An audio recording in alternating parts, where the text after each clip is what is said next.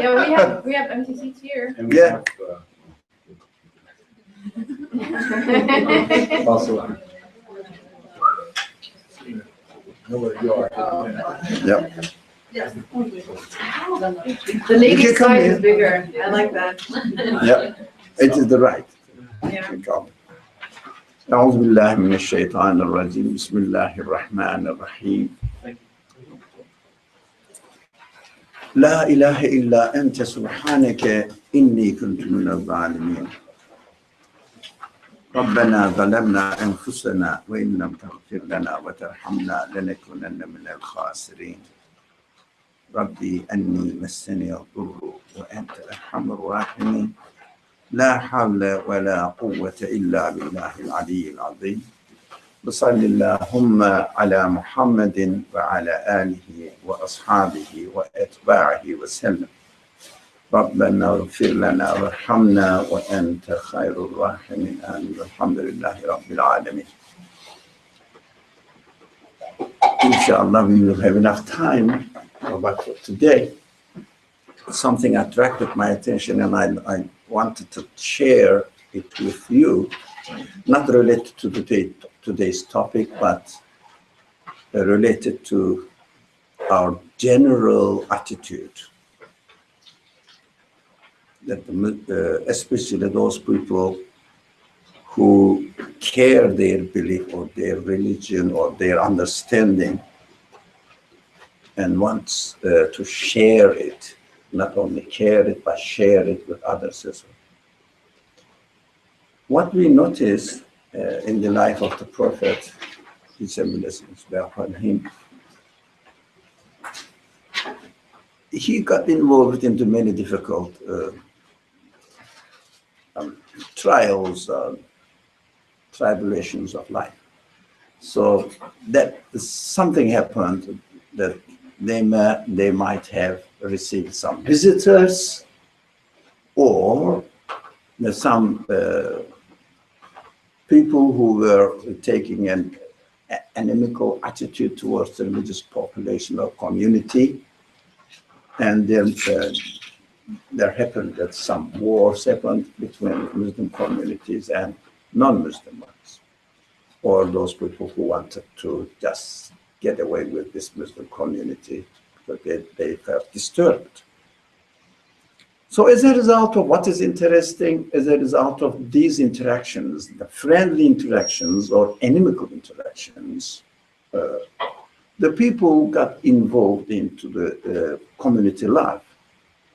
The Prophet used to, it's important, attracted by attention, used to invite these people, whether they were coming from envoys coming from the neighboring tribes to get to know which kind of community it is in millennium period, of course, the second part of the prophetic life.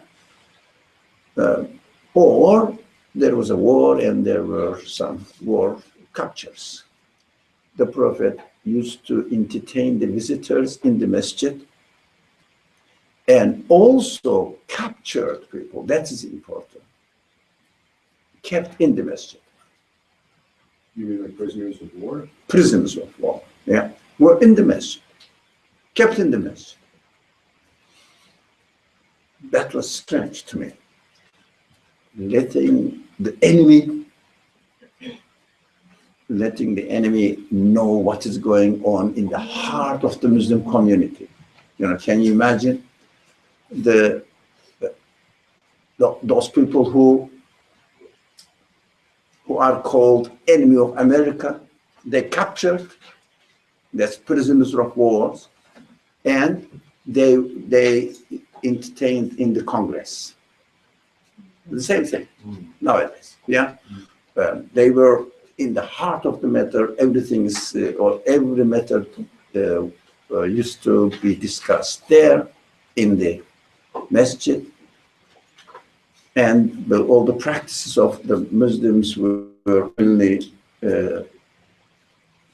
held in this place. And the Prophet used to advise the people, his companions or the people around him, treat them well, give them the best food, Yeah, not the worst food, because they are prisoners of war or visitors. What is the significance of it? Islam is an open religion. Islam doesn't belong to anybody. It is open. Islam has nothing secret. If we have a meeting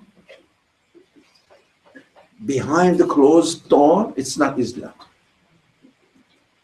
But war strategies, everything is clear, open. Nothing is secret. Nothing is secret in Islam. Especially during the peace period, you cannot hide anything. Your mosques must be open. Our mosques must be open. Our houses must be open to anybody. To anybody. That's what we have to understand. We can only receive Muslim visitors. No. Non-Muslim visitors, enemies of Islam, welcome. Because I have nothing to hide. Because I have to be ready to be proud of my religion. It means I have to have a conviction about my own religion. The problem comes or rises when I don't have confidence in my religion. What does it mean? It is a very severe problem of the community in America. We love community life. We love having closed doors and masjid, not allowing non-Muslims, non-practicing people, and excluding them. Are you from our group? Are we from our method? Welcome. If not, you are not Ahlus Sunnah wal Jama'ah. Well, that's not Islam. That's nothing but culture. We should not have community life. We have to have open. Why? No, if we don't have community life, we will lose our new generations. If you cannot protect your new generation within the larger community, how can you really die? When you die, your new generation will live in the wider community. It means you are not prepared. This is lack of confidence. This is lack of preparedness. And this is lack of trust in human beings. And it is, another thing is, the negative side is Allah's religion to my own cultural environment. So it's a dramatic problem. It's a drastic problem. Everybody allows to be in his own community, his or her community life. It's very bad. It is going to ruin the future of Muslim community in America. I won't see it, but it's not soon, but I won't see it. You will see the third generation growing, you will see what will happen to the Muslim community. The third generation will have nothing to do with Islam because they haven't built their trust, their confidence in Islam. Because the community life doesn't build confidence in their life, always scared. Always scared. This is my life, and I don't want you to see it.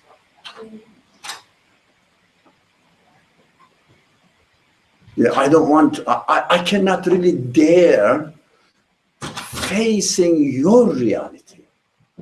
I have to close my eyes to you because of lack of confidence.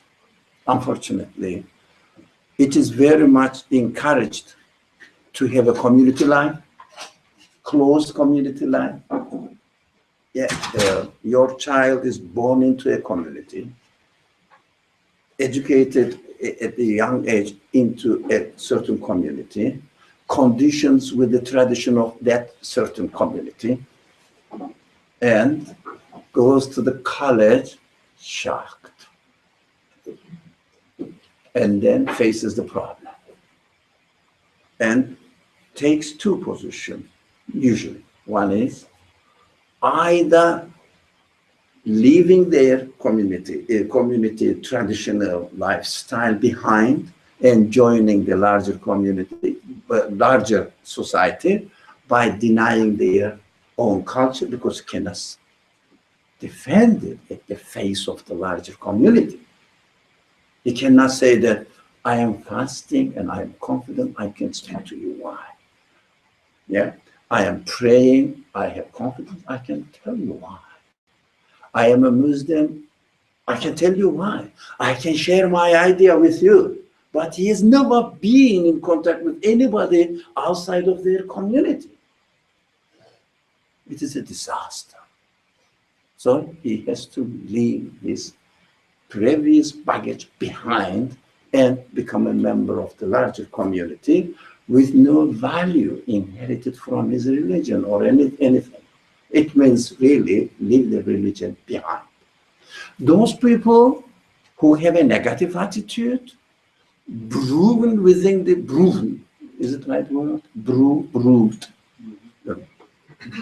encouraged, incited within the community with a negative attitude towards the outside community, when they face the outside community, they react.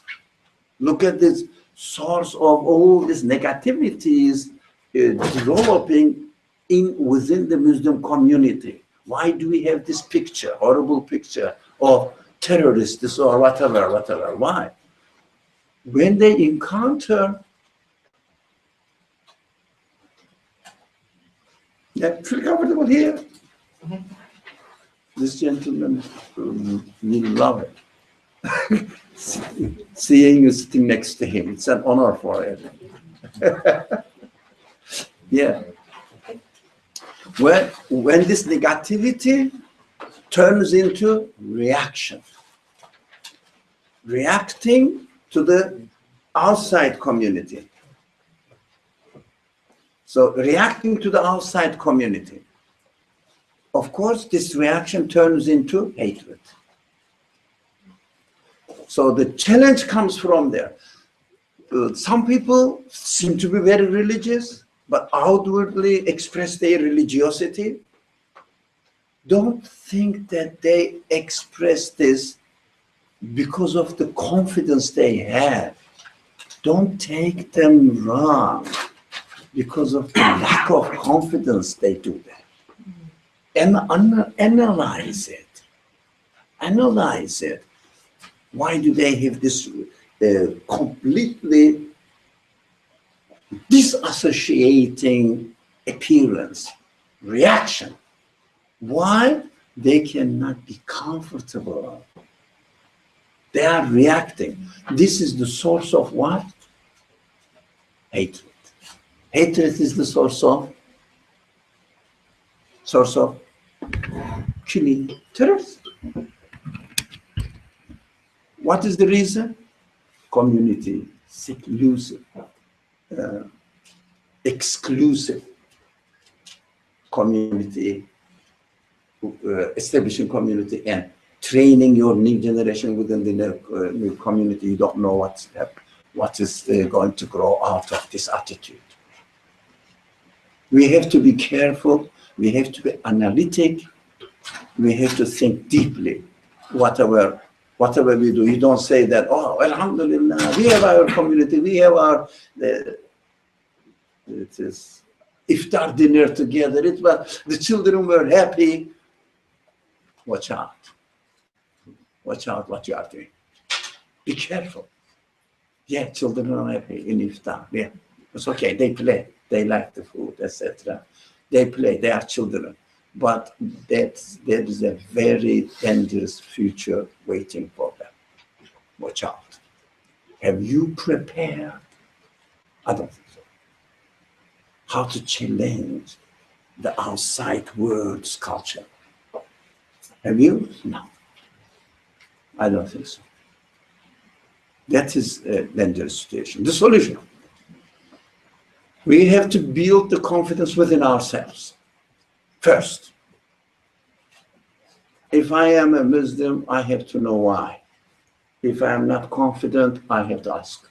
Come here and ask, raise your hand and say, why do we believe in this? It doesn't make sense to me. I cannot defend it to anybody who doesn't agree with me. For example, if I say I believe that Muhammad was a prophet, best man. Other person says, no, he wasn't the leader of the terrorists. I know. How are you going to defend? Have you prepared yourself? You cannot prepare yourself within this seclusive community life. You have to be open. You have to know what is expecting your new generation. If you don't trust me, okay, go and see. The Europe experienced this earlier than the America experienced. The Muslims moved into Europe much earlier than the Muslims, of course, in a bulk, moved in America. Go and see the third generation of the people who are coming from the Muslim background. Third generation are grown in France, in Germany, in Holland, Dutch, and I don't know, other. England. Sorry? England. England, yeah. Go and see them. Go and see them. The third generation college students they are now. Go and see them, what's happening. Okay. They have lost their identity. That's very simple. Yeah. Generally speaking, so to me, conservatism is not the solution, to put it in this way. We have to be open. It doesn't mean that we have to be liberal, interpret everything in modern terms. No, we have to understand which kind of belief system we have. We have to understand if I do something, why? Why I'm doing it? And I have to feel confident enough to express myself and face the challenging of the negative attitudes or critical attitudes towards me. So I have to prepare myself. That's why we have to have open discussions. And we have to understand religion not within our own concepts. You might have noticed that, but I don't use Allah. I use God. Yeah, because it is in America, everybody says God. That's the language.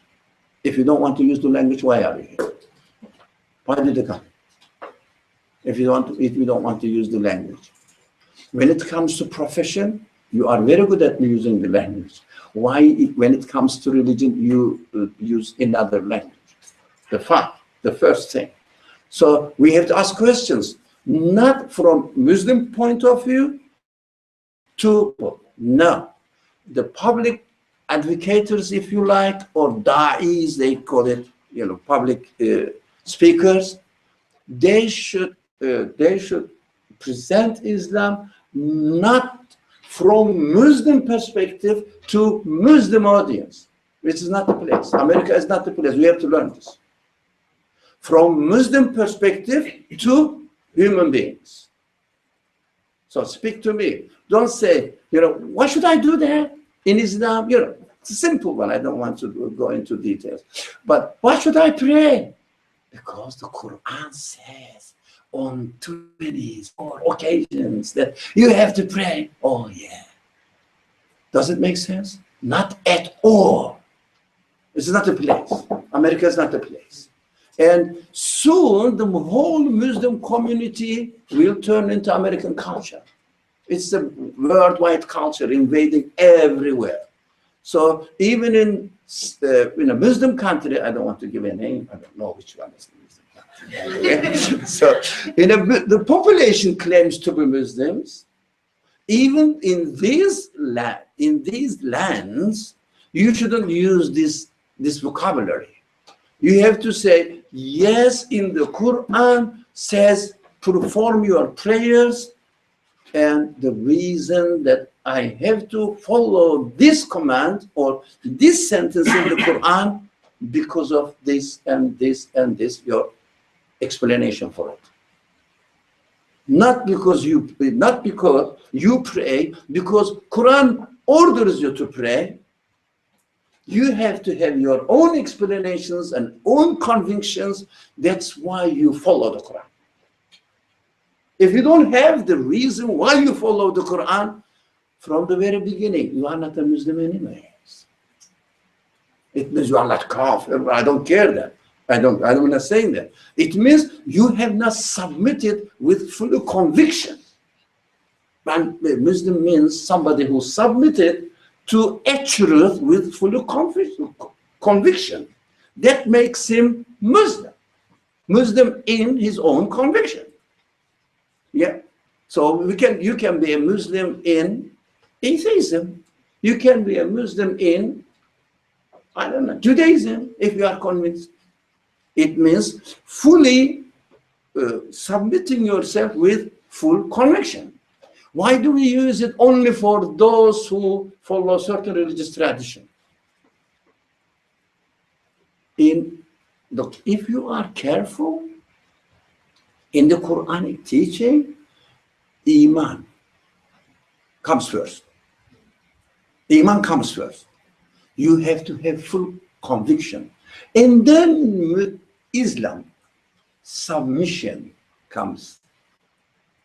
To submit to your condition. Do you get it? Do you agree on any opposition, any reaction? I always understood in the Quran that Islam is a level and then Iman is a higher level. You are welcome. That's no. I mean, this is also what I've always heard. Like you know, anyone can be a Muslim. You can say you're a Muslim. That's like Islam. But to actually believe and have faith, that's a higher level. So if you don't believe, how can you submit yourself to it? I know. I'm just saying that. That is the common disease, misunderstanding. So, belief, belief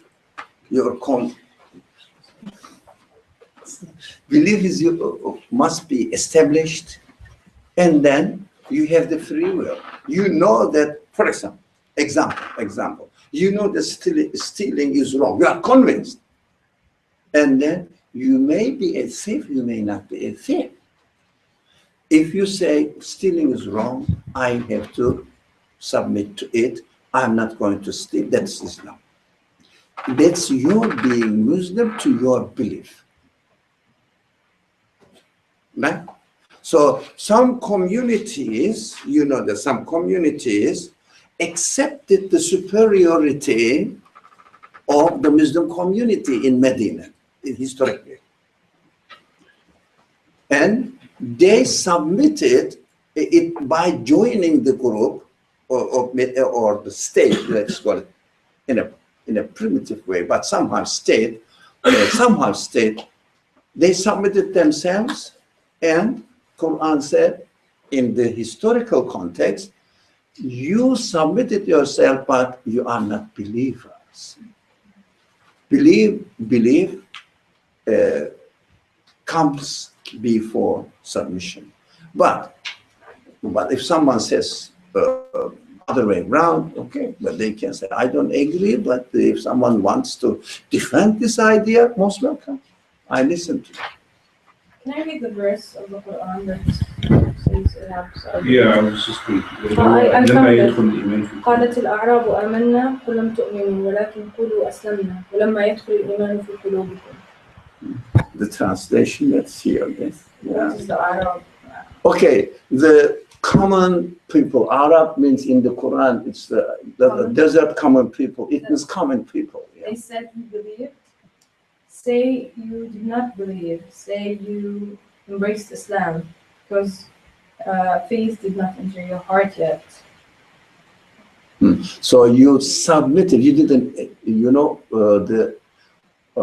the translation you made, are you reading it or you are translating it? Yeah, right now. You are translating it. Yeah. No. So I have the translation. Just a minute. Let's correct this and then come to Okay, sorry. submit, you have embraced Islam is a contradiction. You don't embrace Islam. When you embrace, that is Islam. You don't embrace Islam. The Islam is the act of submitting yourself. Right? Submitting. That's the misunderstanding. They make a religion, Islam, and then you submit or you don't submit. Your submission is your Islam. Okay. Okay. So it means in order to submit, you have to have some belief. Is that right? Is that You have what to you're have saying? some conviction. So, If you don't have a conviction, there's no way to submit.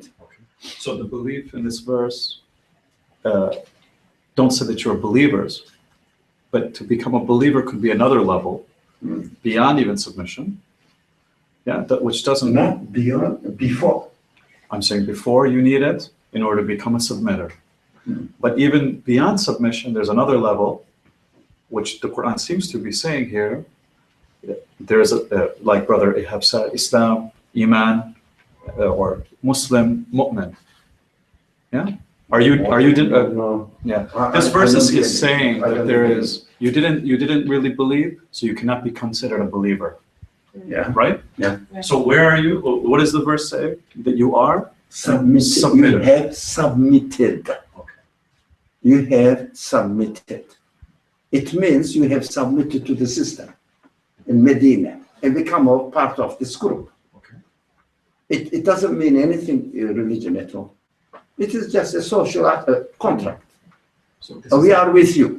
That's not the same submission you're referring to then. Not When that- you no, say no. submit, you're referring to something else. It means we can, the problem lies here. We are told that Islam is an institution. A religion, it has its own institutions. This is something detailed, but of course you are educated people, intelligent people, so you can think about it. You cannot institutionalize a belief system. That is a very important subject for those people who study social sciences. You cannot institutionalize a belief system. You can institutionalize only, not a belief system, but administrative system. For example, America has a system. Yeah, it has its own institutions. Right? It's a system. You cannot institutionalize a belief system. For example, church in Christianity is not a belief system. It is an institution. Yeah, there's a building, there's appointed people there, they perform their rituals. But unfortunately, where we confuse, not, I'm not saying comparing Islam and Christianity, something like that. That's an institution. We turned in practical life this belief system of the Quran into an institution, like the Christianity.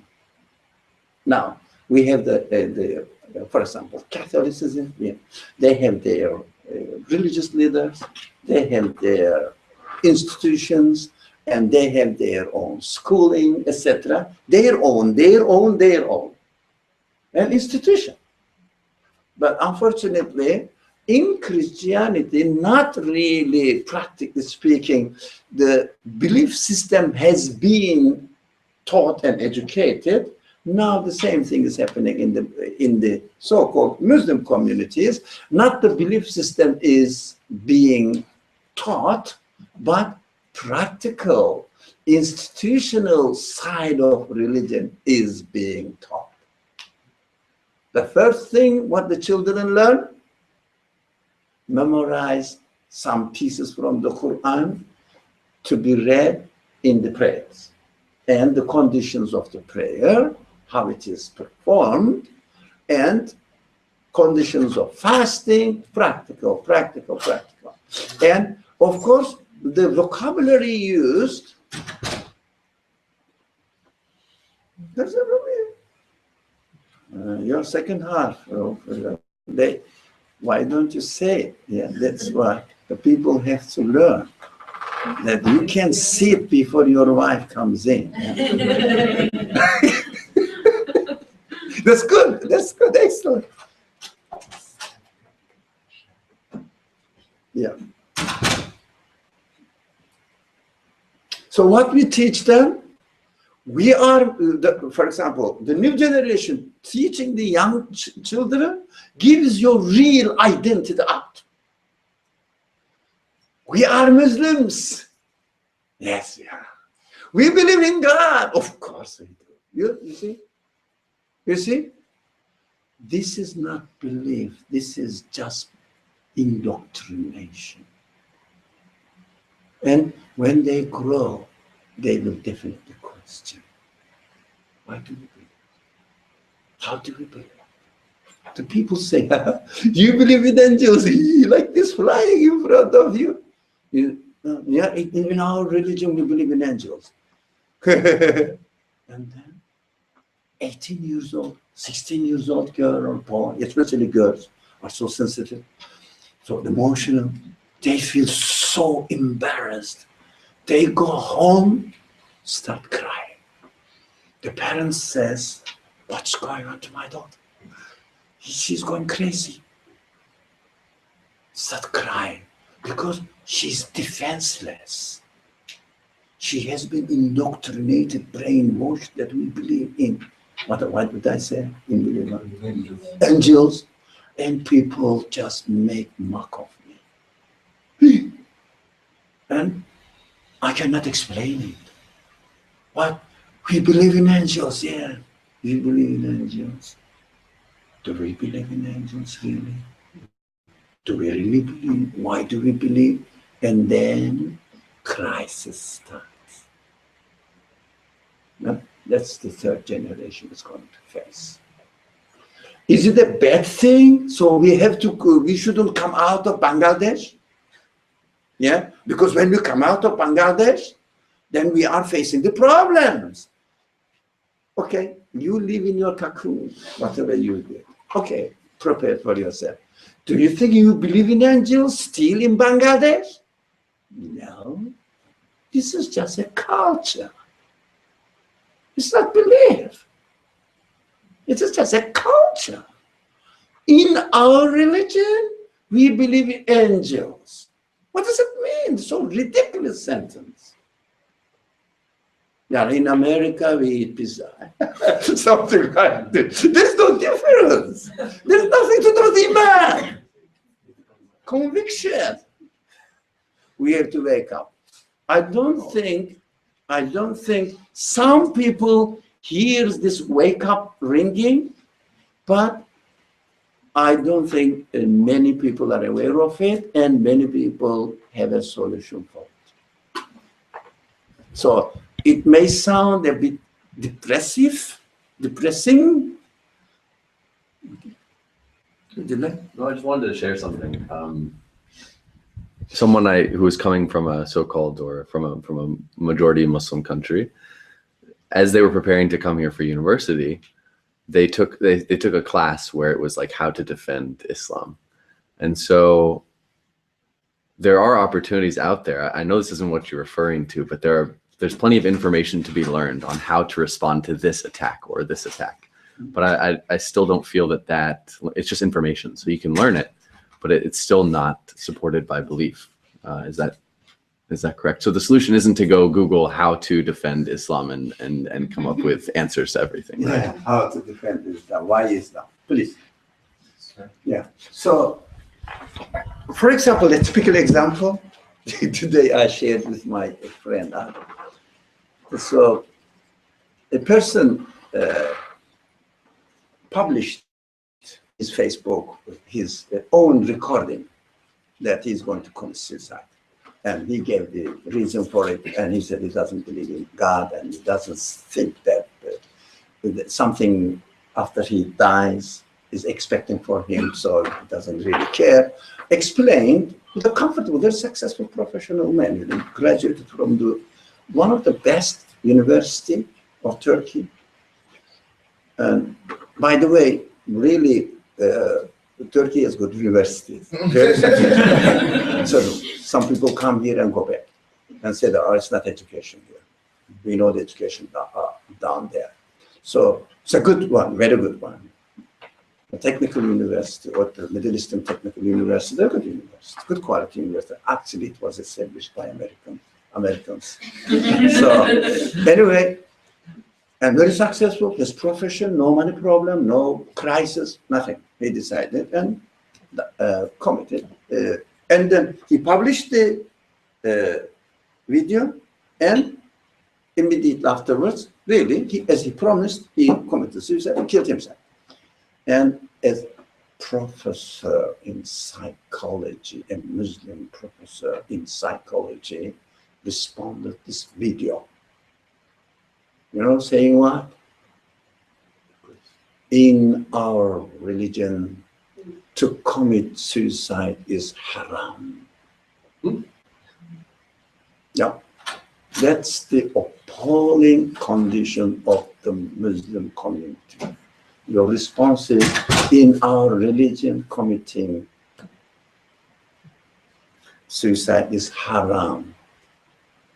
And this message is a response to a person who says, I don't believe in God, I don't believe in you. Yeah, we have to wake up. I don't know how.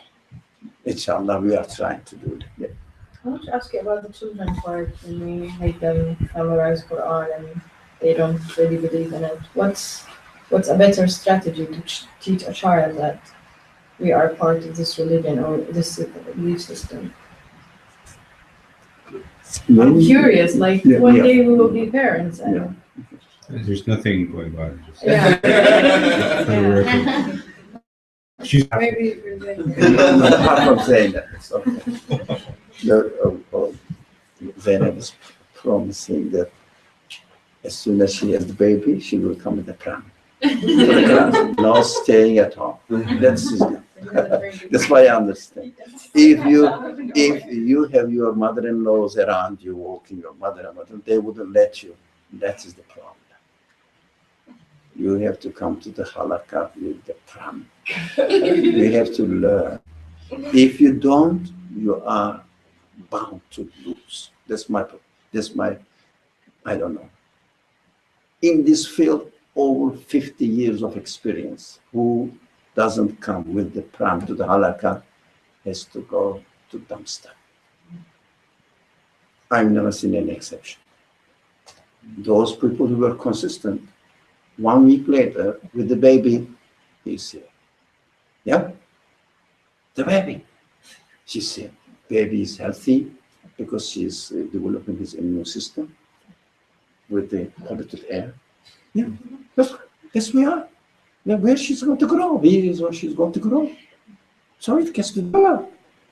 And mother is consistent from the first day of birth.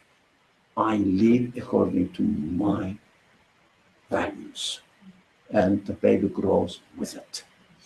You have to learn. These are practical. So your question, I would only say you cannot do something more than what you are. The more you are convinced, that much you can convey to your child. Improve yourself.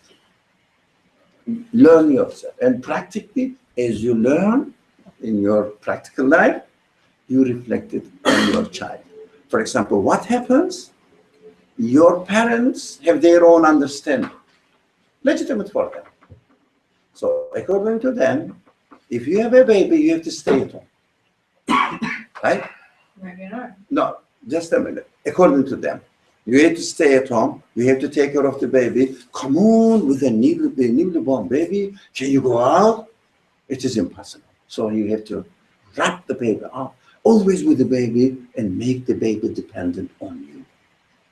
And 6 months later, I cannot even read one book, one page a day. Why? This baby, bro, keeps all my day busy. Of course, you make them dependent on you because you followed your parents' way of taking care of the baby. You have to develop your own way. You have to learn your own how to deal with your life within your own reality. Here you are. You have to come to join the activities. You have to read. You have to think. You have to have communication with other people, discussing this, and the baby should grow with you.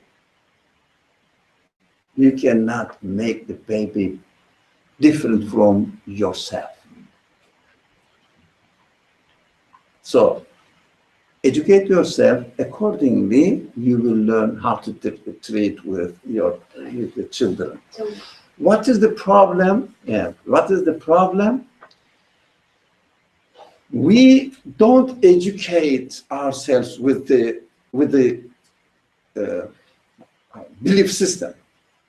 What we do, we inherit. When you inherit the belief system, you cannot go out of this inherited belief system. You have to imitate this belief system, and within this imitation limits of this imitation, you have to treat the child according to the culture you have inherited. That's it. You have to repeat the culture. But everybody has to educate himself, herself, personally, individually. Everybody is responsible for himself, for herself. So you have to educate yourself. You have to know what you are doing, why you are doing that. We have to know, we have to learn, so that you will treat your child accordingly. so how do you transfer that to the age or the understanding of that age? Like, I don't imagine I can tell my children about the Qadr lectures. They wouldn't understand it. And the curve, and that was amazing for me. A child wouldn't understand it. You have to learn all because if you have inherited the package, of course this package doesn't fit a child. So you have to learn all levels of understanding Qadr. Then you have to fit this part which is appropriate for the child. That's what you have to make up. You cannot get a general how do you say, instruction how to teach the child. If you don't know, you don't know. If you know, you know accordingly how to treat your child according to your knowledge. So we have to understand my problem always, everybody knows that my problem is emphasizing on the belief side. Why do we do that? Do we understand that? Yeah. Whatever we say, we believe this one. Why do we believe that? Right? So if you educate ourselves, if we educate ourselves, we can really transfer it to others, to your child, to your neighbor's child, whether Muslim or non, doesn't matter. How to treat human beings, we have to learn how to treat. Because we have to learn the fundamentals of belief system, whatever the belief system you follow, at the level of humanity. Not at the level of Muslims or at the level of Christians. And humanity. For example, in this course you mentioned, I have no idea. It's a good attempt. They are aware of it. They know that the students who are coming to the Western world or the other world, the so-called non-Muslim world, but they are aware that they will have some challenging attitudes or questions or the problems that they will face. That's good sign. But their answer most probably will be, if they say this, you have to say this. It's instructive. It means, package is delivered, like I would say, the FedEx package delivered. This is our answer to that. It must be my own conviction. So I must go through the training of my own belief system. So wherever I go, I defend for it. But the belief system is not taught in the Muslim world at human level. It is taught in the Muslim world at Muslim level. Yeah, why do you do that? Because in Islam, the Prophet asked us to do this. That's why I'm doing it. That's the best answer. This is a very, very common, those people who come from Arabic speaking background. If you say something in the Muslim community, the first thing you are asked is, "Ma dalil ya akhi?" What's your evidence? In an authentic hadith, in Bukhari or Muslim, the Prophet is narrated to have said this. And then, yeah, there is an hadith, I cannot change. Is it the way of getting conviction? Yeah? So aren't we going to refer to that? You have to understand that what this hadith really means. You have to say, brother, because of this and this makes sense, and I have read the hadith, and also this hadith confirmed my understanding according to my understanding of the hadith, because he interprets. Every reading is an interpretation. So that's what I get from it, and I'm convinced with it, not as a Muslim. That's the problem. I am convinced with it as a human being. I can stand behind this as a human being, not as a Muslim. There is no such thing that we defend, stand behind this idea as a Muslim. There is no such thing. It's made up. Wake up. It's wake up. We have to wake up. So as a Muslim, I'm convinced about my religion. You are just really repeating yourself. It is just, how is it called? Circular argument. As a Muslim, I'm convinced with my religion. What are we going to do? In principle, as a human being, I am convinced with this belief system. So I can defend and stand behind my belief system in any place.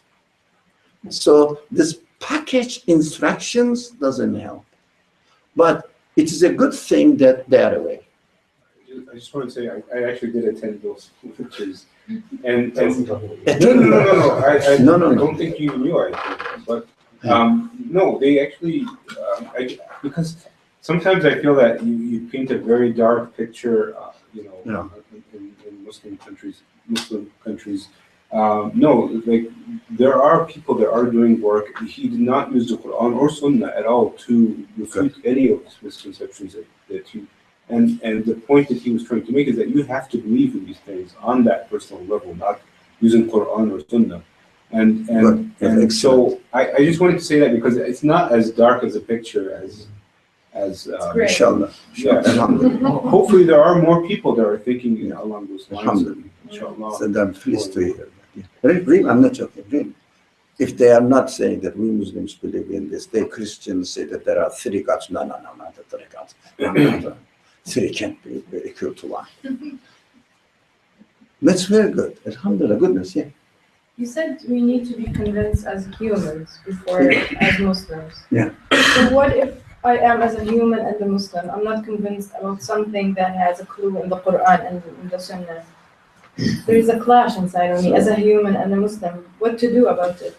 That's the same attitude now, contradicting what you previously said. I'm not saying that you are contradicting yourself. That depicts or puts the problem on the table. Here it is. As a Muslim, as a human being, I understand, I appreciate. As a Muslim, I am not convinced about something in Islam. Okay. If you are not convinced, how can you be Muslim? Don't use this borrowed vocabulary. Say, as a human being, I am not convinced with some things in Islam. Don't say, as a Muslim, as a human being, as a Muslim, no. You're one. Oh, it doesn't mean that we are speaking in terms of jurisprudential or the rulings, saying that you are not a Muslim, so when you die, we will put you in your body into a Christian or, I don't know, unidentified graveyard. No, because we are not talking in ruling terms. We are talking what the social reality is. So you cannot say as a Muslim, I'm not convinced. It is oxymoron. No, but what I am saying is, I don't know, for example, sweet salt, something like this. Okay? So language, you are aware? This is perfect. Brave enough to say, that's perfect. We can put the problem on the table and talk about it, study it, but we have to be aware that we may be still mixing the reality with this imaginary thing. We imagine that we are really totally Muslims, and no, as much as I'm convinced I can be that much, I can that much submit myself, as much as I'm convinced. So I cannot submit myself to anything more than I am convinced. So is the person not a Muslim in the meantime? Sorry? So is the person not a Muslim in the meantime? What do you mean, a Muslim? So while the person is like dealing or trying to understand whatever thing he's not entirely comfortable with, and you just said that you need to be comfortable to be a Muslim technically. So is the person not a Muslim until he gets there? You know, census in America, every 4 years or 5 years, they have a census. Yeah. So in this census, you are counted number one or a number as Muslim. It doesn't mean anything. It's demographic. Whatever you are, you are. We are not talking about social identity, your social identity. We are talking about your reality. So we are not categorizing people. These people are Muslim, these people are Muslims. None of our business. It's nothing to do with it. We are just talking at the if you like, theoretical level. Muslim, and the word Muslim means submitting, a person who submits to what he has been convinced about. So if I am convinced about, for example, that I am convinced about this pencil is very good and I have to pay $1 and it's worth it. And this, my conviction becomes a practical, in practice, I go and buy the pencil. That's why I've submitted to my conviction. So when you say that Dina and Allah Islam, yeah, is the real religion. When religion becomes, when the religion really happens, when you submit your conviction. That's it. I am convinced that I have to stop smoking, for example, and I'm not going to smoke. I could finish. I'm a Muslim. Yeah, submit to my conviction. So the Quran encourages people to submit to their convictions. Don't say that, I know smoking is really very dangerous. It kills. Yeah, but I will quit. This Ramadan, I try my best. It means it's not really Muslim of his conviction. So we are not talking about religious identity. We are talking about reality. Does it confuse you? No, because this is good. We are Muslims, we don't know how many Muslims are there here and there. No, these are not our concerns. We are not here to be proud of the numbers. None of my business. Yeah, I'm not a politician, if I am the candidate, there are that many Muslims in here. If I use the Islamic rhetoric, I can get their vote or something. It doesn't work. It's not work. It's nothing to do with us. Any questions so far? So we can go to the text. No. So I wanted to hear this. You have got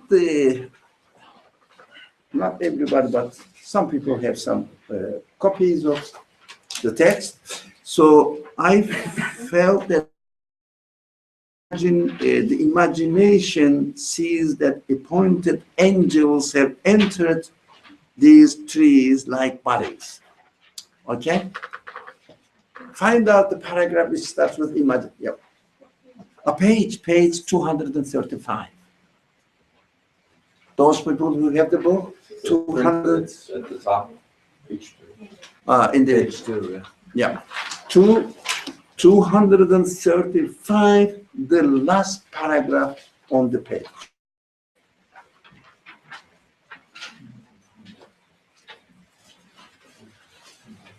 Everybody ready? Okay.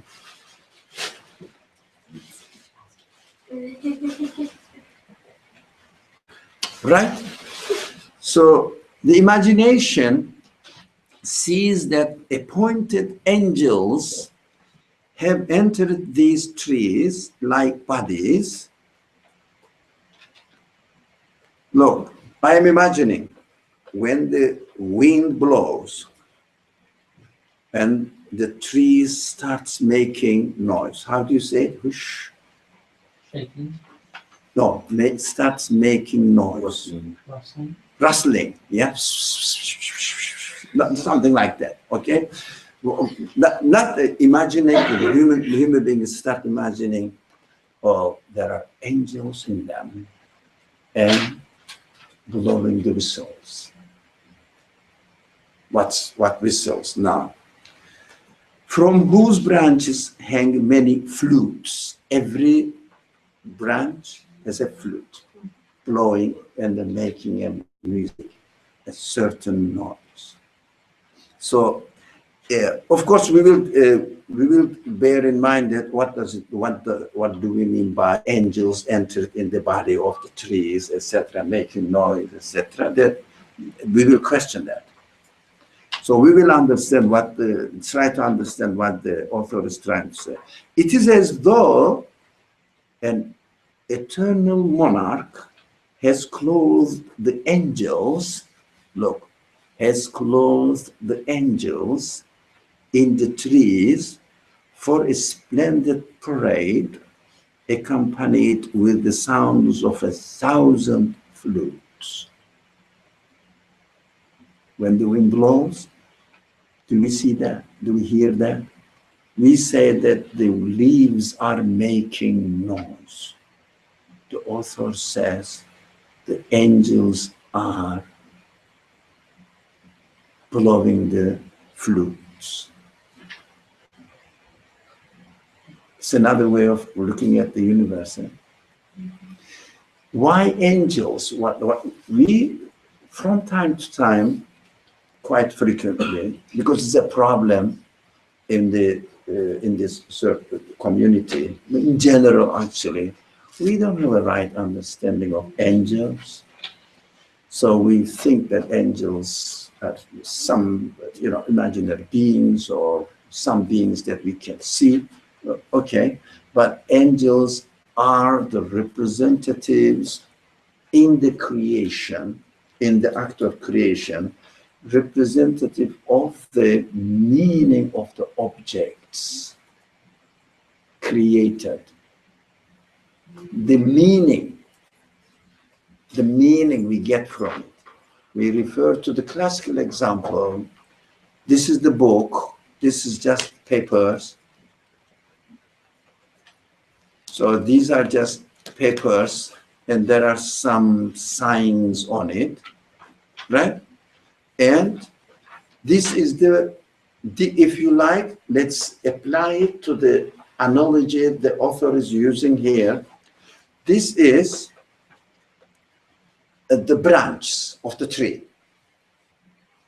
And the noise they make represents the message they carry.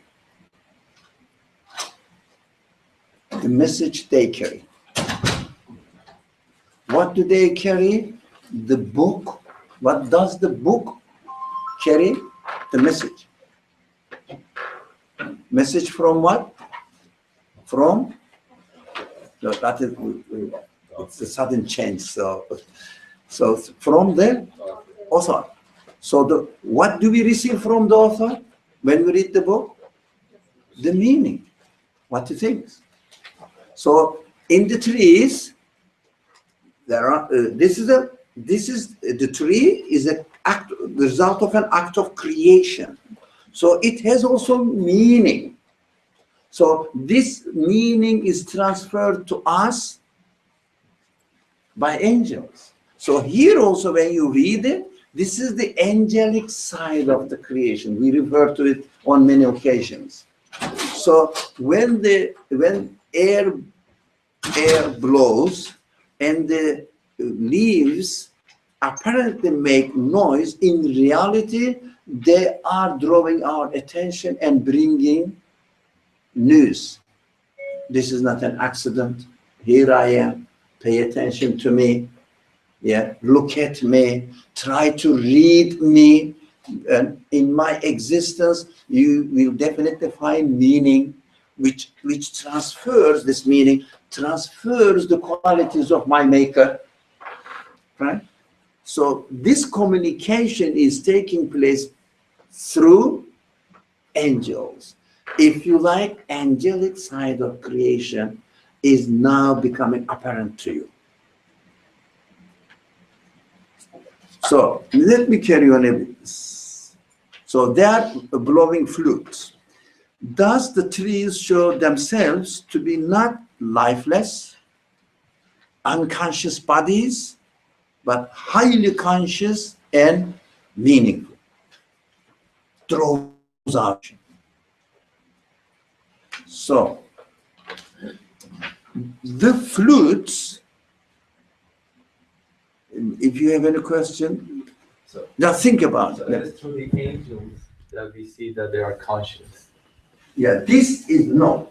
We think that we realize that they are not dead bodies, unconscious bodies, lifeless unconscious bodies, but highly conscious and meaningful. This, where you get this realization, is the representation of the angels in the existence. Right? That's why we cannot say that. I think we are very much accustomed with or trained with. We are trained with its secular understanding. For example, talking about, I don't know, the table. Here, an example, just an example. And when we talk about table, or shall I give you another example we shared today? For example, when we are using this room, okay, or look, you can challenge yourself, including myself. You saw that the chairs are put in row, and the window is arranged, the ceiling is arranged, lighting is arranged, and the whiteboard is here arranged, right? And we know that this building is an architect. Yeah, the door is there. The heating system or cooling system have been put here. Everything, the carpet is on the floor, and the outlets, they know that the people will come. And you all know that this is done by an architect. Yes? It is designed, we all know that. Okay. Let's use this one. as an example, when you found that there is an outlet here, you plugged in, you plugged in. Have you ever thought that this is a consciously made, this is consciously put here, arranged by the architect? And has the idea of architect arrived to you at all, come to you at all? Architect? I would say no. No, practically speaking. So, what is important here? To say that I believe in God. The universe is created by God. All right? I'm definitely sure that it has a creator. Yeah, it cannot happen by itself. I'm convinced about this. Let's assume, okay? But it is exactly like your conviction, your belief that this building, this room has an architect.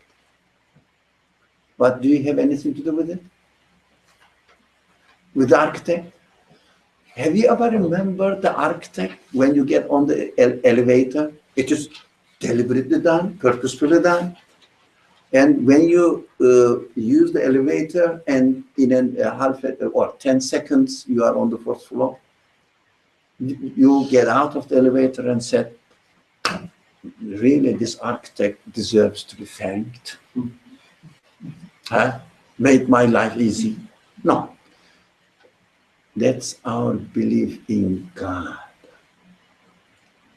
He is the creator of the universe. None of my business. I'm taking care of my life. I have nothing to do with it. But traditionally, before we sit for the dinner, to have our dinner, say Bismillah. Bismillah, we are Muslims, we say Bismillah. Bismillah ar-Rahman ar-Rahim. That is Islam. This is a typical sign of demonstrating that we don't have the belief in angels at all. Because we are not communicating with the meaning. The transferer, the transporter of the meaning, these are the angels.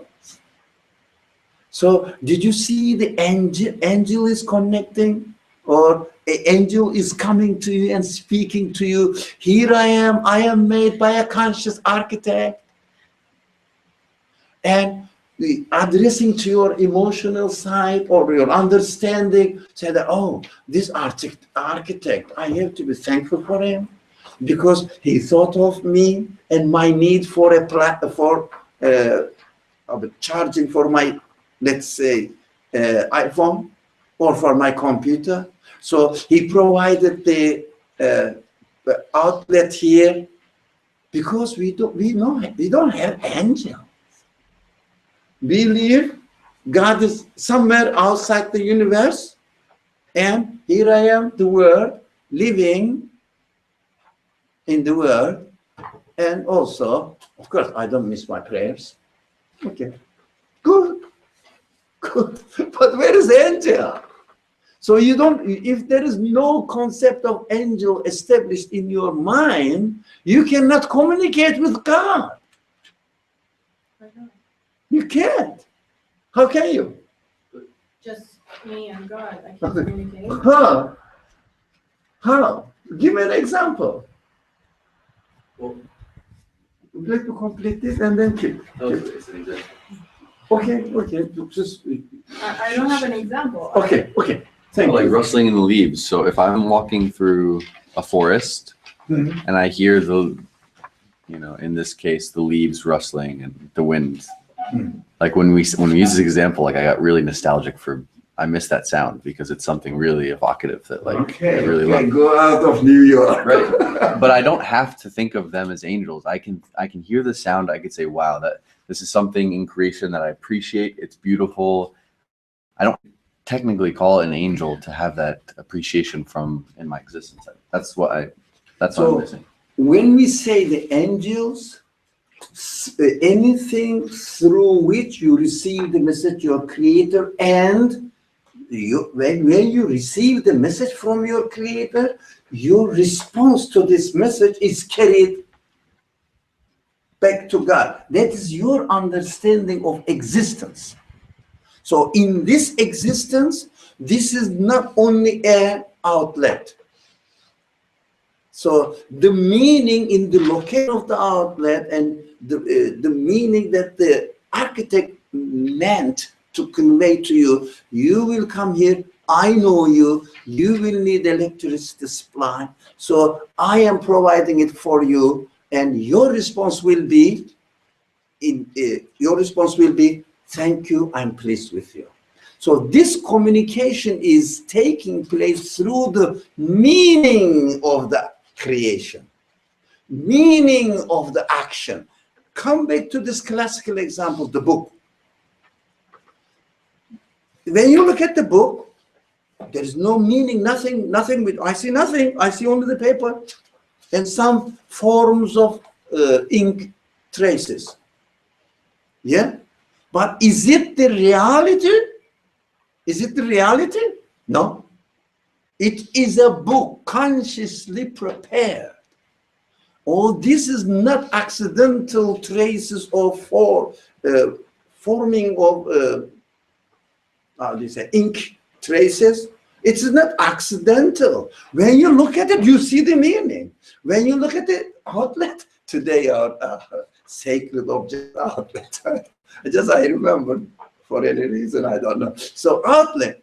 So when you look at the outlet, this is not an accidental action. The nature of the action, the nature of the matter,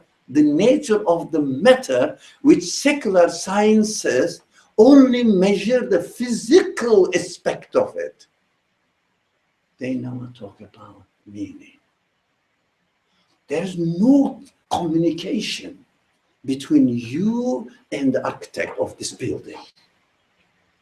So this communication is realized in the creation via the meaning. That meaning is angel. When we say angel, don't imagine something special.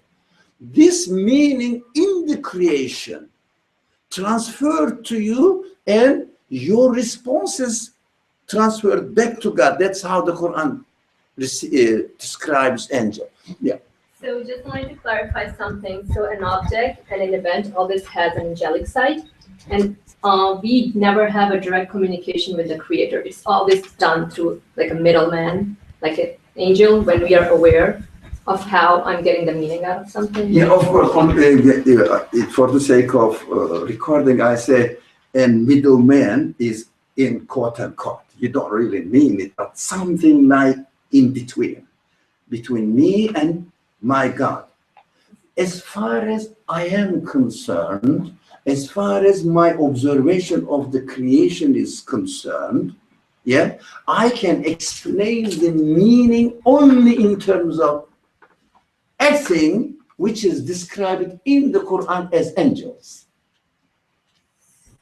So, so when I'm interpreting an event, yeah, and I try to find the meaning behind it, and when the meaning does connect me with the source of the event, and if I realize, oh, this understanding has been realized through something abstract, an angel, like an abstract from concept. your side, you know what we do? For example, we say that, let's be human beings now. We say that we believe in God. So very simple question, have you seen him? But how do you know? I know from the way I am interacting with this universe. This universe must have an absolute creator, or this universe must have an origin which is conscious, which is absolute in its nature, absolute in its qualities. Otherwise, I cannot explain the existence of the universe. Look very careful, everybody. I can speak only from my perspective. I'm not speaking, we believe in God. I cannot explain my own existence. That goes back to your question. I cannot explain my own existence. I cannot explain the existence of my feelings, my emotions, my qualities, human qualities, existence of, underline, existence of all this, and I cannot explain the existence of the whole universe around me without referring it to an absolute source. It means absolute cause of existence with absolute qualities. Whatever the qualities I see in the universe points to an absolute source of this quality. So as far as I am concerned, I am convinced that this universe has an absolute conscious creator. Sorry? That is one step. Look, what I did here, I concluded about the existence of an absolute creator. That's why I believe in God. Not because I am a Muslim, I believe in God. It's ridiculous. That's why I believe in God. Why? Because I can see the universe. So the same method must be applied here too in matters of angel. What is that? When I look at the universe, every physical object, every physical substance has so many meanings. For example, I cannot say that this is a pencil. And listen, this is a table. As the secular sciences, all through the education of the secular sciences, all of us have been indoctrinated. And to me, frozen minds we have. We said, this is a table. Let me see. What is the material? How long it is? How the width and the height and thickness of it, and the material here, and the, for example, the legs or this kind, that kind, all the physical shapes. Physical shapes, they call it science. Speak about physical facts. Yes. Correct? It is for me nothing. I'm not saying denying them. No. As far as my human quality, human expectations, human questions, human inquiry is concerned, this is nothing. So facts, like the book. You know, the physical facts of the book is how many pages, how thick the pages are, which quality of the paper is used. Okay? What does it mean? When I look at it, communicate with it, I get meaning. And in secular science, there is no meaning. Wake up. We were very harsh with Muslims. We are very harsh with, how do you say, illogical materialism. This has nothing to do with me. What is the value of the book is? The meaning you get. Your human quality, if there is no meaning, this is a burden in me. You have to carry the papers. Because of the sake of the meaning that I carry it. Because of the sake of the meaning that I bother about it. Tell me about the meaning of this book that when I read it, it transfers meaning to me. Exactly, the universe is a book. The real science brings the knowledge which answers my human expectations. When I see the tree, and when they move, when the leaves start dancing, and then makes the music, I say, it's beautiful. Yeah? Okay. What do you make out of it? The meaning. The Quran says, this meaning is transferred to you. Yeah? And as the universe says, I have a creator, and the Quran describes this meaning as angels. Even if you don't like it, but be aware that there is a meaning coming to you through the decorations of the heavens.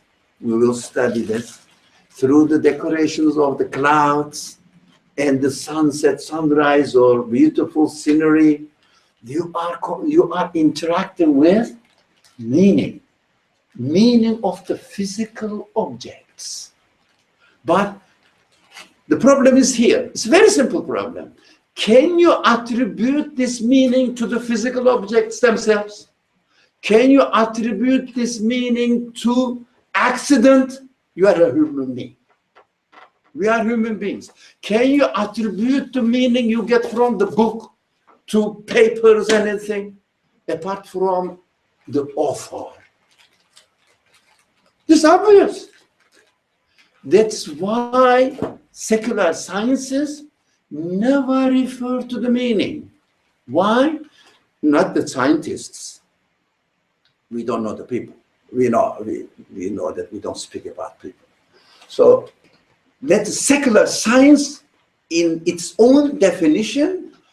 I'm going to talk about the physical facts, not the meaning. But I am a human being.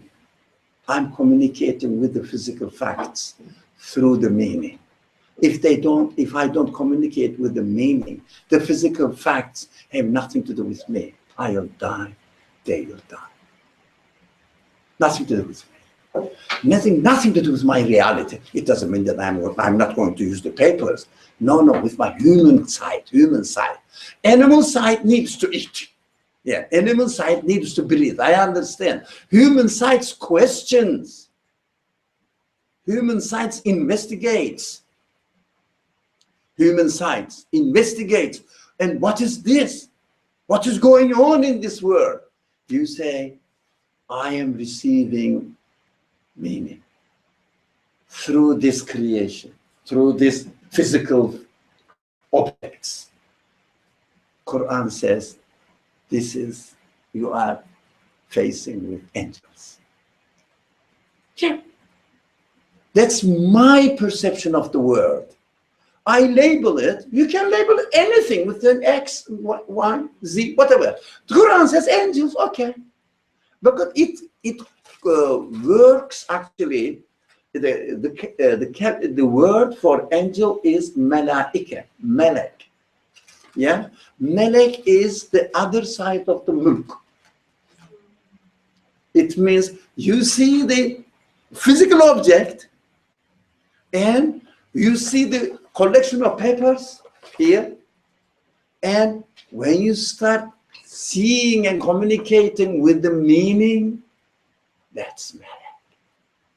له ملكوت السماوات والأرض, the Quran says, as opposed to mulk. That's the place with the word. It's the semantic side of the beautiful, and I'm not expert on semantic side. I think you can ask other experts. There are some people who love studying the derivations of the words, etc. Also another subject, another profession, another talent. I appreciate that.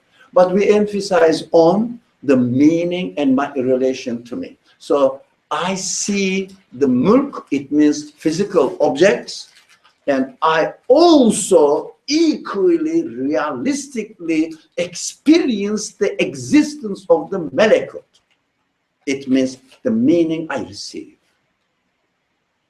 I have to extract this meaning and analyze it within my human qualities. What does it mean? Right? When you are hungry, you eat something and you enjoy the taste, you are satisfied, you are happy. It means you cannot reduce the food to a only physical substance. There is taste, there is message. You are speaking to your human side. The physical, the substance is addressing to your animal side, body. The cells need nourishment and get the nourishment there. But the human side says, what does it mean? What's going on here? Who is really taking care of my needs? Why do I need it? Why is it prepared there? Human side questions strongly and looks for the answer. Somebody wanted to ask a question before. Look, somebody was raising hands. Who was it? No? If I can hear you. Okay. I think it was you. I don't have that anymore. Sorry? I don't have a question anymore. Okay. All right. Okay. So you're saying angels are the meaning we get from things. Whatever you name it, you communicate. You communicate with physical objects, don't you? When you see a beautiful baby, you say, ah! When you see a beautiful kitten, the little cat, so you say, what a lovely, what to play. You are communicating as a human being. Okay. Okay. So depending on that, I have two questions. You said the Quran said that, or this is what you saw in the Quran, right? Okay. Can you give us the verses that inspired that meaning? And the second question is, what about the creatures that God speaks to in some verses? Aren't they malaika as well? Or that's a different thing? Now, since most of you are familiar with the word Rasul. Rasul means messenger. Messenger. Messenger means anything which carries message, right? That's why the Rasul, the word in the Quran, is used for the prophets. We know Moses, Jesus, yeah, they are Rasul, and also angels at the same time. So they are carrying the message. What we are talking, the message we get through the physical objects. They are Rasul. For you, you have to say, there's a meaning. So when you are using the outlet here, you should be aware of that there is a meaning coming to you. It's a Rasul from the architect. Yeah, this message you receive is described in the Quran as Rasul, messenger. So if the spoken word, according to the general structure of the Quran, the spoken word is transferred to a person. This person is Rasul in the form of a human being, transferring and representing the message of the Creator, and in verbal form and action form as well, right? The Quran is what? The message that we have received from the messenger, through the messenger, right? It makes sense. So how about the simple example, the trees? Let's go back to our trees, not out there. So trees, when you see the trees, you see the meaning, you enjoy the music, appearance, etc. So there is a message coming to you. Yeah, you say, since I have received the message, the messenger is the angel. Yeah, so you have received the message. The messenger is the angel. You don't have another thing. It is another concept. Don't develop imaginary things. The messenger you receive, this is the angel. So, you can you attribute it to the object itself? No. So the meaning is transferred to you. Again, I repeat, as we conclude about belief in God, I repeat again, from my perspective, as I communicate with the universe of physical objects, what I receive, not of the physical object only, message too. Right? Do we agree? When I receive the book, I receive the papers, heavy, and together with the papers, I receive the message from the author. How I make the distinction between the tree itself and the message. Tree is the body, the message I receive is carried through the angel in the body. It means malakut side of the body. Meaning side of the book. Right? That is called angel. We have to have it. We have to have this awareness, because as soon as we believe in God, if we understand, we are convinced that there is God, there is a creator, whatever it is, I don't know, but there must be. Okay. This we cannot explain otherwise. Okay. Soon after Quran presents us that you have to believe in angels. It means not you have to believe in angels, those people who believe in God and angels and in angels and the speech of God and the messengers in human form. That's what the Quran puts in sequence. So as soon as I say there is a creator, there must be a creator, this universe cannot happen by itself. Okay, I'm convinced about it. All right. And soon after, I have to start communicating through this creation with God. That is belief in angel. You are practicing, putting your belief in angel into practice. Yeah, that is, or if you start communicating with it, you have that is what belief in angel is. Are they alive? None of your business. Don't describe it. Then you say, for example, look at the book. It's very difficult to unlearn. I understand that, and it is. I appreciate anybody who tries to unlearn. So this is a book. When you read the book, do you get the meaning? Yes. Are they alive? Irrelevant question. It is the question related to your mind, frozen mind about. Angels? No. Physical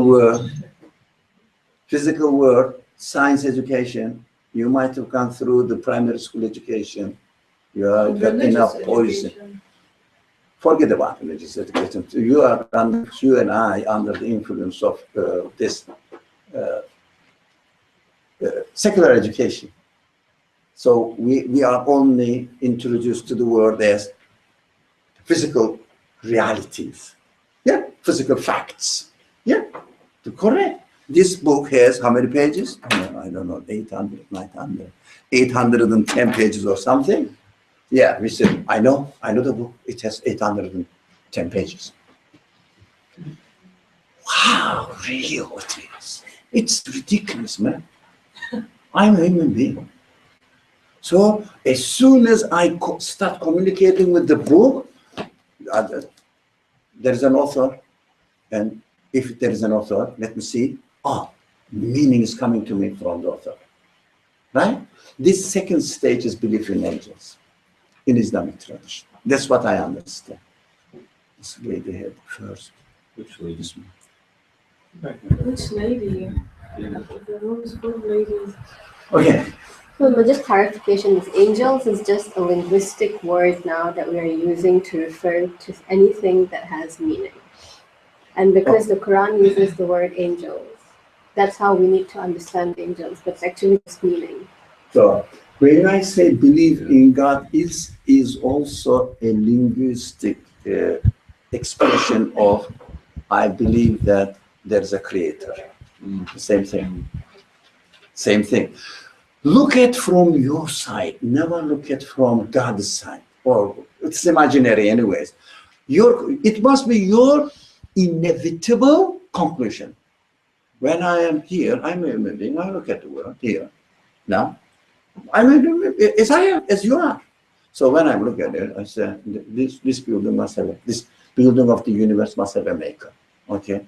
And there is meanings coming there, and these meanings are transferred to me. That's the second stage of belief. The third, this meaning also, I want to hear this meaning in the form of word. Yeah, expressed. Expressed because I'm a human being. I understand from the speech. I understand. So the one who made me with the ability to understand the speech must speak. But he enabled me with the power to speak. Yeah? He must be the one who gives the power to speak to all speaking creatures, and not only human beings, but including human beings. For example, animals speak in another way. They communicate with each other. Look at the cats. They know each other. They communicate. They know. They recognize each other. Yeah. If there is a stranger comes there, they say, "Come, this is our field." But they have their own language. I have my own language, human language, and I understand and communicate. So the Creator must speak to me and communicate.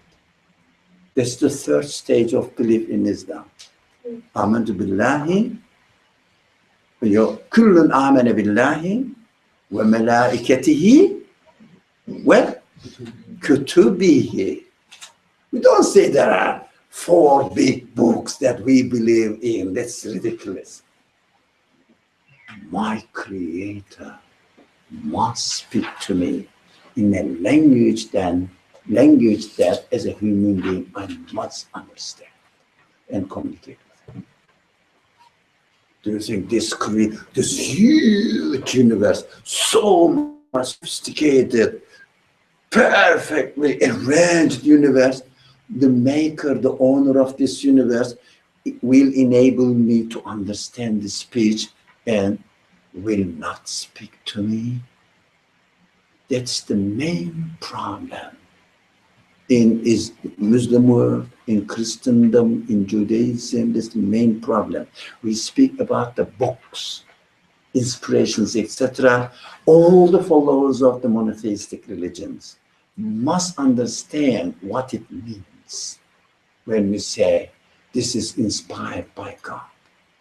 Quran is inspired by God. Bible is inspired by God. Yeah. And the Torah is inspired. But what does it mean? How can I know? This is necessary not only for Muslims. We have to understand when we say that I believe in the books, what I mean. Don't say that we Muslims don't deny Bible and Torah. They are all originally from God, but they are correct. So this is not the defense of Islam. It's nothing to do with Islam. God speaks, must speak. Even if you are not happy with the Bible, okay, God must speak. I have some problems with the Quran. Okay, we can talk, but God must speak. God means the owner of this universe. The maker of this universe must speak. We changed the word. If you ask, let me give me a Quran. Let me give. Can I have the Quran? Do you have a Quran? Then they give me the Mushaf. They understand? Can you give me the Quran? No, because it is Kalamullah, speech of God. Yeah? As if I'm saying, can you please give me the meaning of this? Give me the meaning of the book, this book. No, we can only communicate through Mushaf. Don't call it Quran. This is Mushaf. Right? Yeah, not this one. So Mushaf, it is book. So this book, in and of itself, has no meaning. It is just a material object. Yeah, created by God. It's a paper. It is not the speech of God. Speech of God is something, the meaning which is transferred to you. Yeah. Then we have to understand that if someone asks you, what do you mean by belief in the books? The immediate answer we should have in our mind, the owner of this universe speaks. Musaf, it's written for whatever, but the fundamental concept, mutakallim. The Creator is mutakallim. The Creator speaks. Creator creates. creator originates, creator makes everything in order with a perfect measurement, and the same creator speaks. Various ways. Of course, he creates in various ways. He creates the stars, he creates the mountains, he creates animals, he creates plants, he creates human beings in various ways. But the creator speaks in various ways. Creator speaks by creating other human beings. Creator speaks by creating you with the ability to speak. Creator speaks by making the mountains as they are, the air as it is, the stars as they are. Yeah. So this all speaks. We should develop an understanding of God, the creator, exactly equal terms as the creator and the speaker. Right? You get it? The merciful, the just, the creator, the speaker. This needs development, not only for Muslims, for everybody who believes in God, must understand this. Okay, every time we talk about angels, we open a can of worms, and we Can of? can of worms. Yeah. Because we never really sit down and discuss it in full. We just, because it's part of some conversation. And today you said that Iman comes before Islam. You said that we have to Definitely. believe before we- No doubt from my side. Okay, I believe that. Yeah. I'm not refuting. Yeah. I'm just saying that if we are saying that as Muslims, as human beings, we have to, Correction. we have to, please That's remember, good. That's good. we have to believe in like you said, in God as a creature and his angels and his books and Speaks. and well, it says books in the Quran. No. Speaks. It says books. No. It says kutub. No. They said, but you that's not should my point. understand My speaks. point is that you say it means speaks. Yeah. So there are some seemingly contradictory things. Like in the Quran, it also says that angels have wings. It says that that God spoke with them. They spoke with the. I'm just saying it's a can of worms. So can we, just a request, can we actually have dedicated sessions to tackle each one of these things? Because it's so core. You say that this is our iman, this is our belief. It's so core. So can we have dedicated sessions so that we don't, always touch upon the topic, but then we leave confused even more than we had when we started out. Yeah. So the confusion comes from your our previous understanding. No, it comes from the Quran. The Quran says that angels have wings. No. I'll come back to you. Depends on your understanding of the Quran. My understanding of the Quran. So don't say Quran says. Yeah, I read the Quran and I understood this. Quran says books. Yeah, that's how the common people know books, because they don't have the speech of God in air. So we are interacting with the book, right? But what we have to understand from it means I speak. I'm not saying, I agree, I'm not disagreeing. Just in the interest of time, I'm saying that every time we open this topic, people get confused. I personally get confused. I am very confused. And then we. It's a I good texted sign. him actually. It's a very good I sign. texted him to open the subject. No. I'm very confused. No, So, it is very good sign. I'm very happy request, that you are confused. Can we talk about in the future how maybe we can tackle each one of these things? And what are angels? Who is Gabriel, for example? Yes, Who is he? Yeah. I was thinking that. They are angels. Sorry? Why do they have names? That's a good question. What's the nature of that? You name it, okay. You name it. You can put any name. But we are, as you said, the core matters. We are trying to understand the belief, the core of the belief in angels, core of the belief in books. You know, when we say I believe in books, what do I mean? What do I mean? Yes, the books, it's a word. Yeah, it's a book. But do you think that, for example, if you believe in the Quran as a book, so we know that revelation, a certain person received the revelation from God. Yeah, he didn't bring a book. This is described. This revelation is described in the Quran as the book.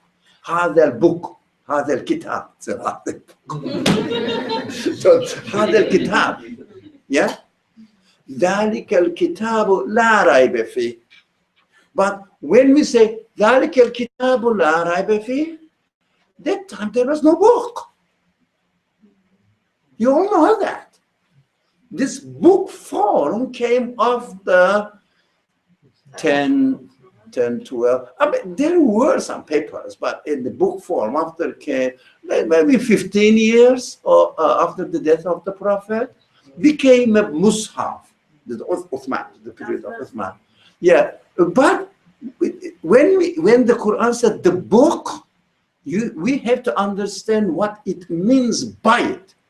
Dr. You're not going to do this topic justice. Okay, in order. Okay, no, we know that. You know that. Thank you. So there was somebody else. Okay, Risal. I got the message, but let's see. I came from like an atheist background, right? And so when I tackled the idea of angels and angels having wings, I never had any reference to it, right? And then, you know, you look in other places in the Quran where it says it has wings. The Quran also says I have wings, right? Like lower my wing of mercy to my parents. Right? Like you could tell it's using it as a metaphor, right? And also when it mentions birds, it says something like, oh, you see the birds in the air, none hold them up except Allah. It's not saying it's wings flapping is this method of flight. So like whatever it's saying about angels, you can't take it like super literal. It's almost impossible because that means that I have wings, right? Like literally I can't see them. I never flap. Wings. You know what I'm saying? Like compassion.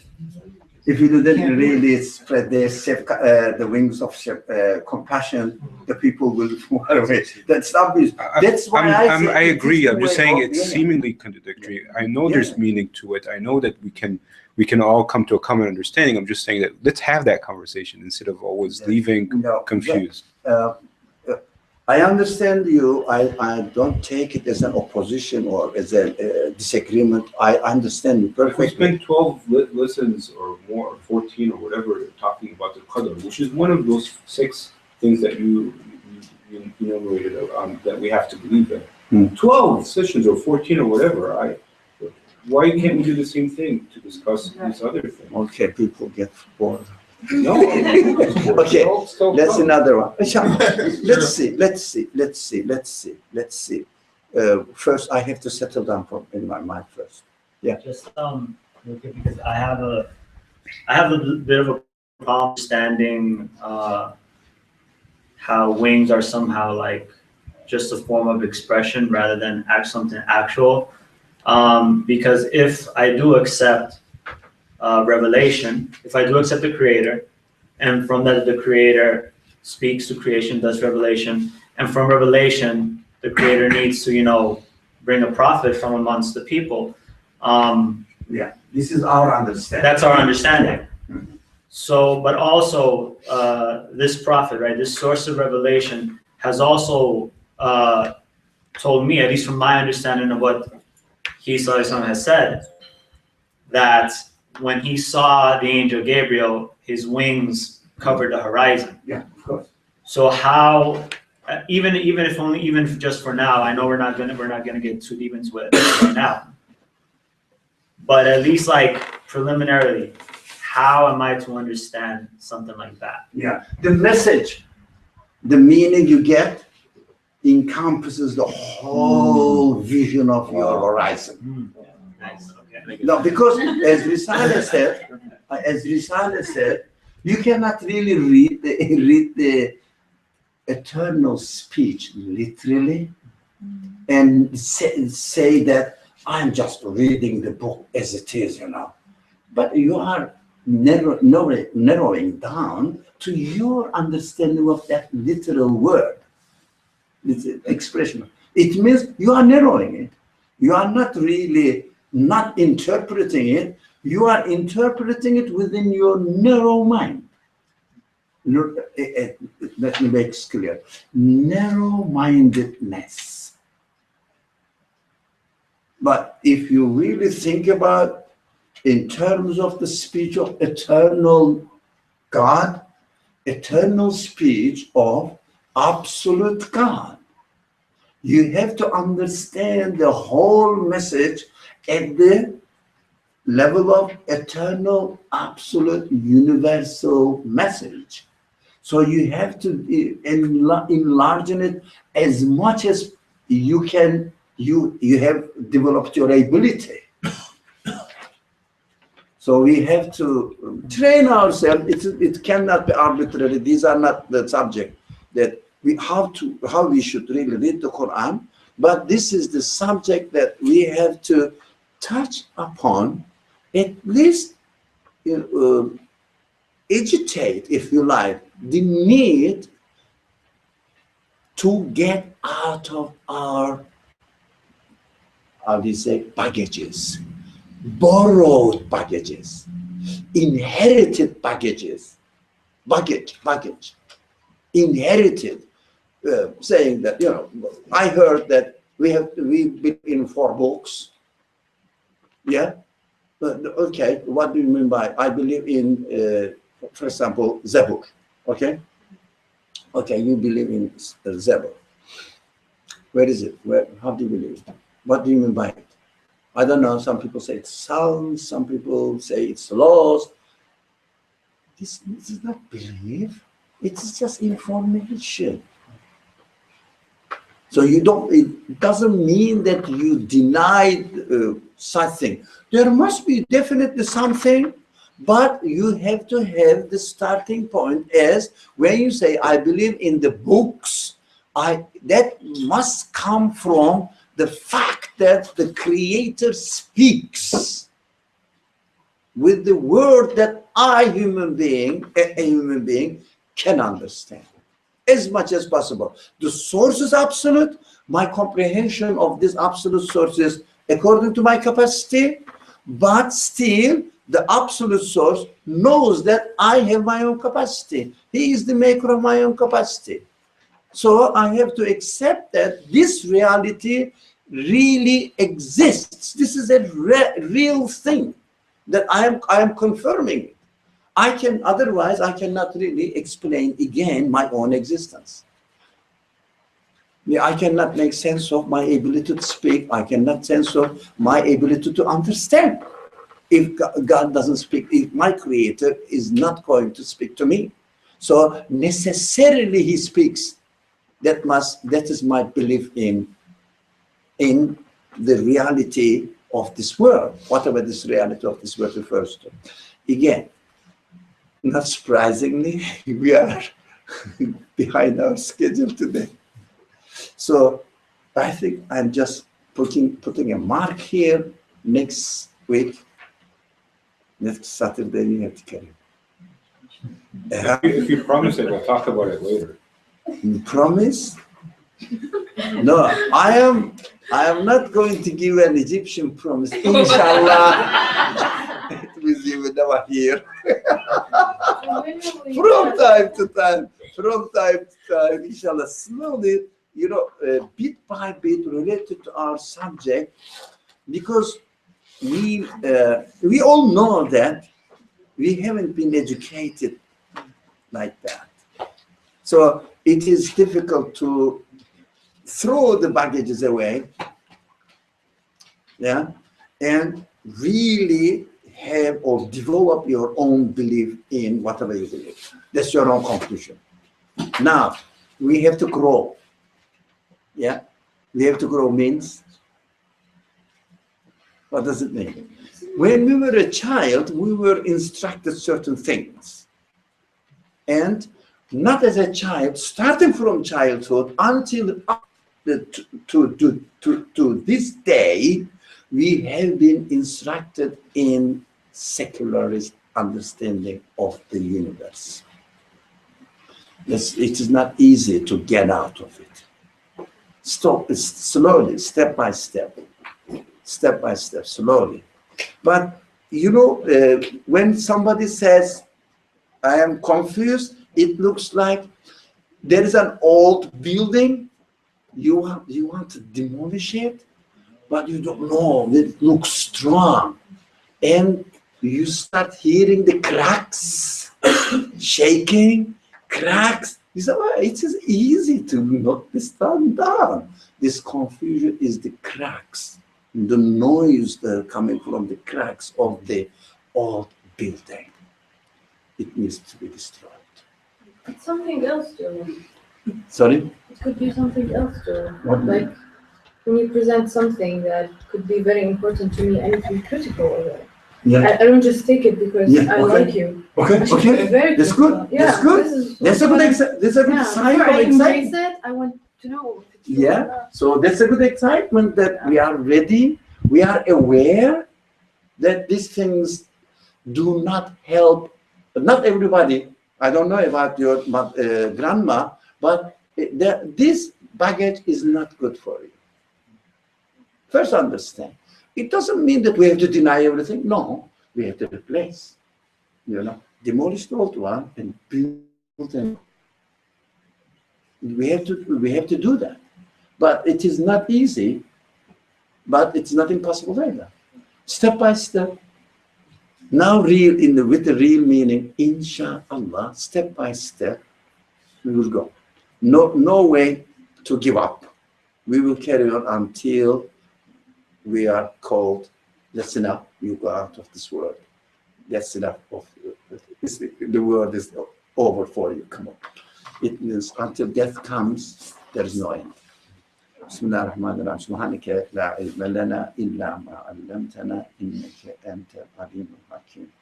Wa akhiru da'wahum alhamdulillahi rabbil alamin. Bi hurmati sayyid sirri surati al-Fatiha.